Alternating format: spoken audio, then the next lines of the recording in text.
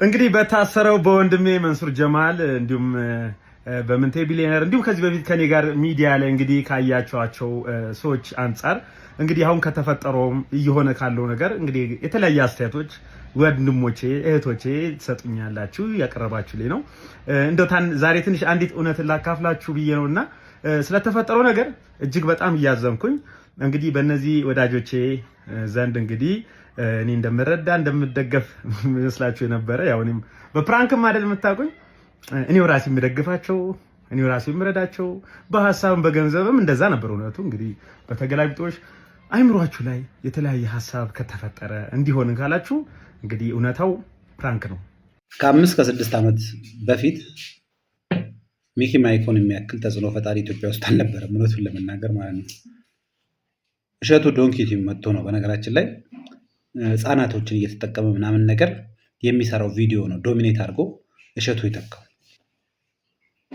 በጣም በሚገርም ሁኔታ ይሄ ልጅ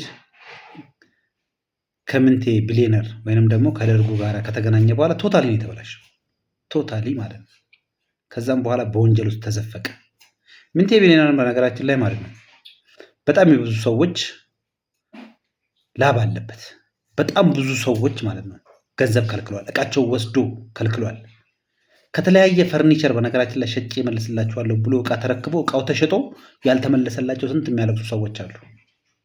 በመተማመን የሚሰራው አዲስ አበባም ሁሉ በነገራችን ላይ ማለት ነው 2-3 ቦታ ሱቆች ሾፖች ነበሩ።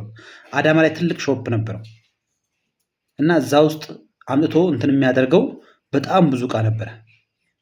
ተቀብሏቸው ሳይከፈላቸው የቀሩ በየቦታው ያሉ ሰዎች ይናገራሉ።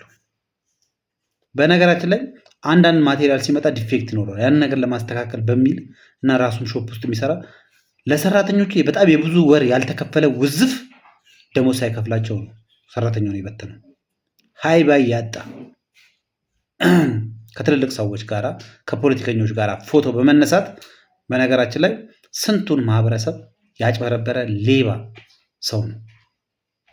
ሆቴል ከፈትኩ ብሎ እኔ ራሴ እማውቀው ከዚህ በፊት ቪዲዮ የሰራሁበት የሰው ሶፋ 400 ምናምን ሺህ ብር የሚያወጣ ሶፋ ወስዶ የከለከለ ሰው ነው።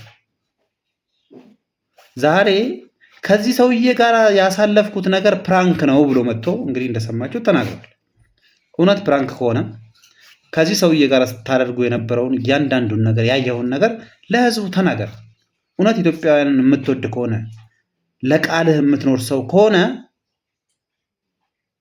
እኛን ፕራንክ እውነት እያደረግከን ከሆነ ፕራንክ በምታደርገን ሰዓት ከደርጉ ጋር ስትንቀሳቀስ እያንዳንዱ ያየኸውን ነገር ወጥተህ ተናገር።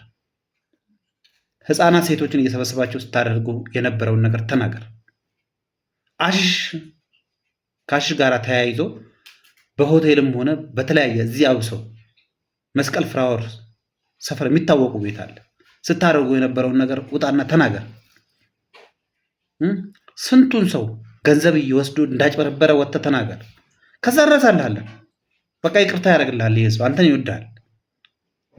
ብዙ ቦታዎች በነገራችን ላይ አንተ ዝግ አይደለም። አሁንም ቢሆን በጣም ብዙ መስራት የምችል ልጅ ነው።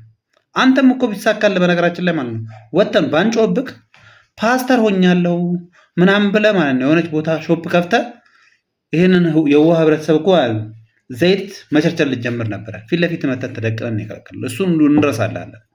ካለበለዛ እንዲህ ያለ ፕራንክ የለም። የጊዜ ጉዳይ ነው። ደርጉ ካደረገው እያንዳንዱ ወንጀል ጀርባ ያንተ እጅ እንዳለበት ኤቭሪባዲ ኖስ። እነኛ ፈረንጆች እየመጡ ኢትዮጵያ ውስጥ ምን እያደረጉ ሲወጡ እንደነበረ አውስትራሊያዊ ሰውዬ የምንረሳ አይምሰልህ። ስለዚህ የምታውቁ ሰዎች ይህንን ቪዲዮ ለሚኪ ማይኮ ሼር አድርጉለት። ንስሐ መግባት ከፈለግ ሲሪየስ የሆነ ንስሐ ግባ። የምታውቀውን ነገር ለህብረተሰቡ አሳውቅ።